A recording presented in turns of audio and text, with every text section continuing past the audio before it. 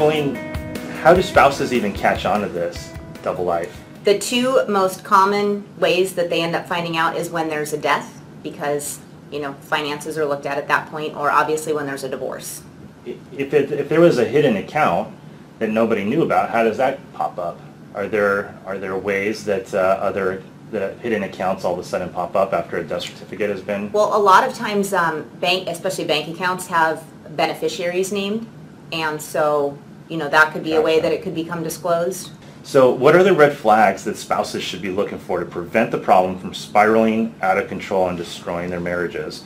I would say probably keeping an eye out for missing documentation, any type of, you know, money that's missing from the account that seems weird, that that would be for an unusual expense that they're not aware of, and anything that's like misdirected. You know, if you see that they're getting mail from a different credit card company that you know that you don't have a credit card with, it may not be junk mail. You may assume that's what it is, but it could actually be a statement. So just kind of keep an eye out, you know, and be aware. Another common situation where maybe some of our listeners can even relate to it is a situation where one of the parties, let's just say for this case, it's the wife, is giving funds to her parents on the side, and maybe they're struggling financially to make ends meet, and she doesn't want to tell her husband about it because she either thinks he won't be supportive, or she's embarrassed to say that her parents aren't doing well enough.